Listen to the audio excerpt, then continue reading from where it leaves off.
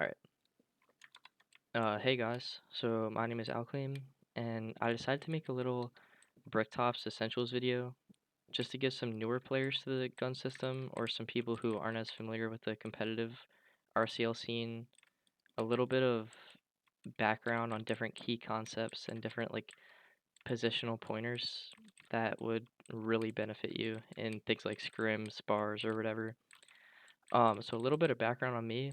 I've been clanning for about 5 years. I've been RCLing competitively for about 3.5. So I played in places like CCL, the OP Bounty Brawl, Crimson, and in my own RCL group called Team Othello. So in this video, I'm going to do a pretty extensive dive into some different gameplay elements. So I'll kind of section it off by tunnel, mid, and cave. I'll kind of group zig in together with cave. I want to preface this video by saying that the most effective way to learn Bricktops is through simply playing the game, and there are many factors such as being familiar with the skill of your opponents and teammates that kind of switches RCL from a one-size-fits-all system to a much individual case-by-case kind of thing. So yeah, and before we dive into the different map sections, I want to kind of familiarize you guys with three key components of RCL.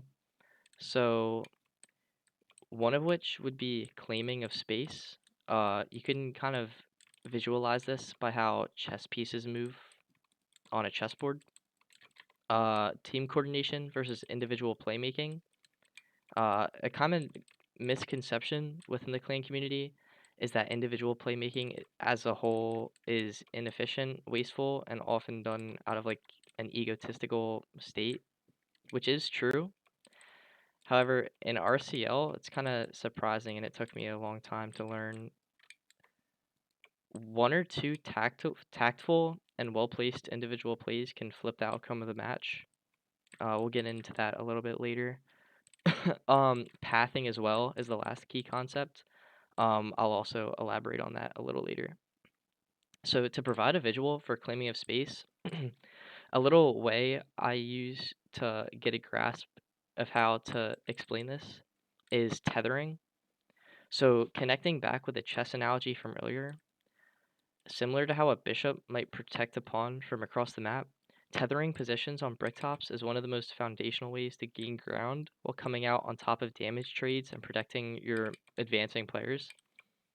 So a little bit of an example is if I am on mid tons, let's say right here, it's a 6v6. I have 4 of my teammates on tons, one on mid, one on cave. I am tethered right here by my mid player who is on this corner, on this angle. They have an angle to support me. I have a tether from my teammates back on this pillar, and maybe if one person is sitting nest, we have another tether there. So all of those players have different angles to support you. So if, let's say, 3 people push through inner, and I'm pop shotting here, you have your people behind you to tether you in terms of shooting them here. You also have your mid player. If you drop down back here and they come through this little gap, they can shoot through this angle and get some damage on them.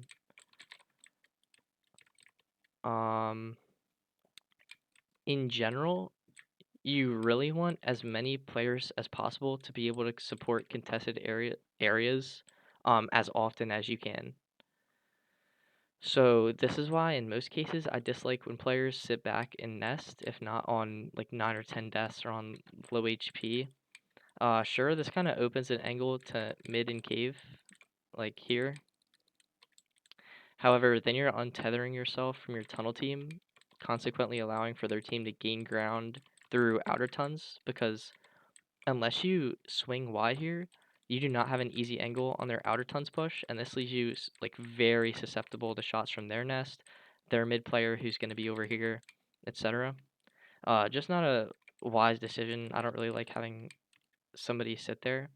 Another example of tethering, and this comes up a lot through twos. Let's say you have a low mid player and one of their players on the other side of mid is full, and they run down your player on mid. And let's say I'm sitting right here. I'm being ran down by a player who's right here. You do not have to peek this at all because you are not tethered by your mid player if you're swinging out all this way because they don't have a line of sight to your other player. So like this is all I would see if I'm over here. If you're swinging wide, I have no angle to shoot the opposing player. What you should do is wait on this little barrier right here, and then once they wide swing you, then you have an angle here to shoot. That's a very common twos example of tethering.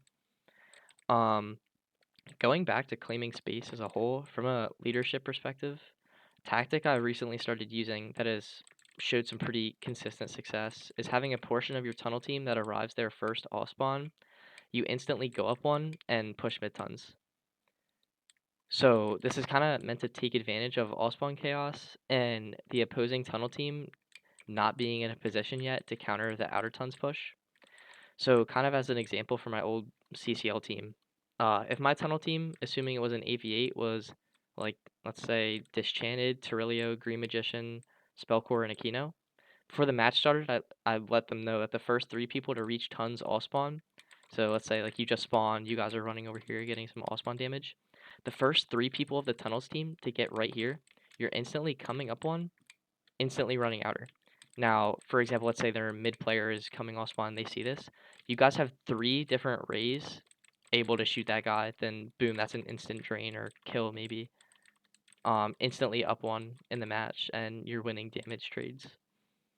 Another great positional space to claim is the pillars on the far side of outer. So I wouldn't recommend having more than one player on this during the match because then it kind of clutters up and then some of your shots might get blocked by your teammate. But being able to hold this angle in a scrim is absolutely killer for damage trades.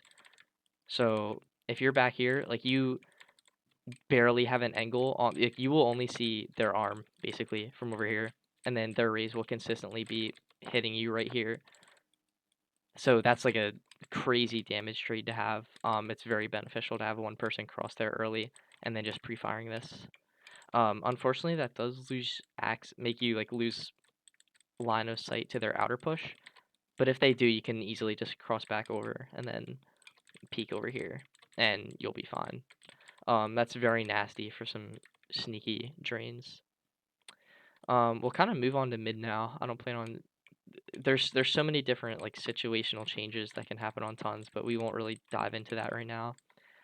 Going into mid, this position is very unique because it typically is a like flex position more so than a stationary spot. So, in my opinion, the mid player kind of needs significantly more game sense in their plays than any other, considering the whole position depends on which angles you can test.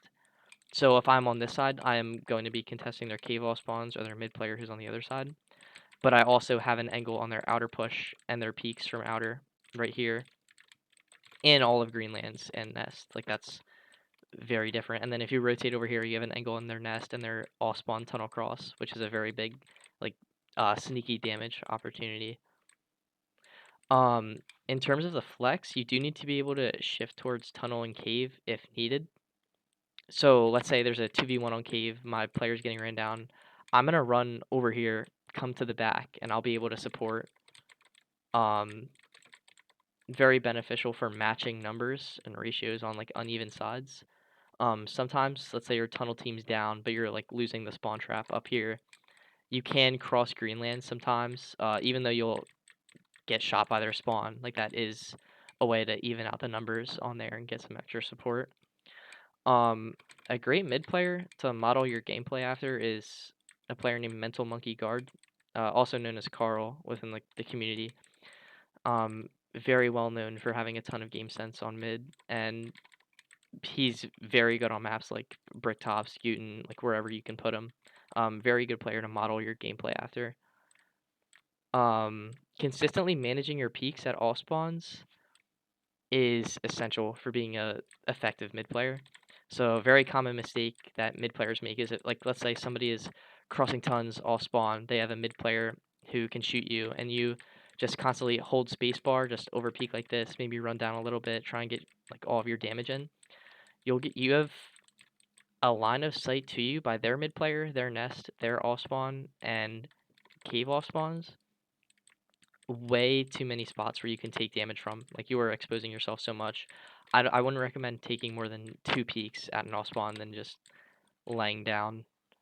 For example, if you do not have enough HP, let's say you have 20 or so, they can easily run down outer, even if you're here, because they can just pre-fire this angle, leaving you, like, if you peek, you're dead.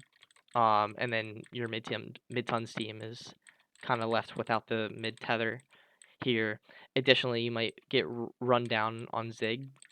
Very bad, because if you lose mid, then they can push out, and then if your tunnels team is pushed up, then they can just flank their cave, and then just a lot of stuff you really don't want to happen. Kind of touching on our third key concept, pathing. Way too many times I see the mid player walk in this little zone right here. I kind of call it the death zone, just because you are 90% of the time somebody crosses this in a scrim, they're either going to end up extremely drained or just dead. Like, if you're walking up mid through here, they can shoot you through Zig. If you're back here, they can shoot you cave. Their back tons, they're mid. Like, it's outrageous. If you're mid pathing, if you spawn tunnel side, I recommend you cross here through the left side of nest, kind of come up low. You can call for your team to hold, like, suppress fire their back of the ton, so you can cross here. Then you're good. Much less at HP lost and much less risky. If you spawn cave side, I'd recommend just jumping up here, walking through cave pole, coming right over to here, and then crossing Zig. Much less opportunity for you to get damaged. I would recommend avoiding this area in general. Like, no matter what, you're just gonna die. It's just a waste of a life. Unless it's some sort of, like, wonky bait play, I just would not recommend that. Going to cave, once again, like, there's many more things we could explore on mid, but at the moment, that's not really part of the essentials I want to touch on. The cave side on Bricktops is a little more quiet than your other positions. So normally it's like an isolated 1v1, like, there's somebody else on this side of the cave pole. You're just taking pop shots like this, like, you're trying to get some damage off and win the trade. Very important to not get drained early here, because then they can just either two-man this, or you'll just get ran down, and then boom, like, that's a life lost, because then they can just sit here and just bully this angle and maybe shoot your tons team a little bit. Assuming it's an aviate, you might have somebody on the back ramp that can also shoot for you here, but I just wouldn't recommend over peeking here like crazy. You might get bored and just swing for damage, but, you know, it's whatever. One thing to watch out for is mid players. Like, I was talking about how flex they are earlier. If they're crossing Zig, let's say they come up here, this is a big danger spot for you, because then you're in a 2v1. You can just get ran down here. Unless your mid player is also rotating for you, or you have another player, like, on standby to tether you, that's, like, big trouble for you. I would recommend calming that to your team as soon as, like, they take a mid player off of mid and send it to another spot at all, because that means they're normally trying to just make a push in that spot and just brute force it with, like, the extra manpower. I'd recommend stalling your peaks on here if you're getting rained down, because you're tethered once again by your tunnel team. So, like, let's say they're bullying that angle, you can just shoot for them here. If you're wide swinging like this, they don't have an angle to support you. Like, they're going to be over here, and your tunnel team can't help you. A little sneaky spot that I learned recently has some great opportunities for early damage and winning damage trades.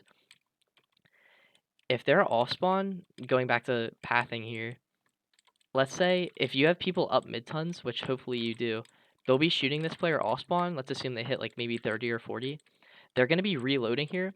If you're jumping and peeking this angle from here, if you're just, let's say, sitting right here, let's say they're crossing here, reloading, you jump up, pop them while they're crossing, boom, that's an easy 50, 60 health off. Then eventually you can cross up here and then make a push over here. That's just great potential for damage. on that spot. In terms of pathing, when you're reinforcing cave, I just recommend going out through this door. They can shoot you from here from cave, so be careful. Additionally, from mid-tons if you don't have it. So you're going to be looking at this cross if they have that, or you're going to be looking up here, or if they're up, you're going to be looking here. That's really it for cave. If they're pushing zig, normally your mid player would calm that, so your cave player might come back here, drop back, and then they have an easy angle to support you here. But anyways, that's really it for the essentials of each section on the map. Let me know if this has helped you at all. You can just drop a comment down below. Let me know if you want me to do any other kind of map essentials overviews, or maybe even a more in-depth, like technical tutorial of this map. This was just like a general kind of overview. Like I'd love to do one on Gutenberg if you guys wanted to see that or whatever. But yeah, thank you for watching. If you have any questions, drop them down below. Thank you.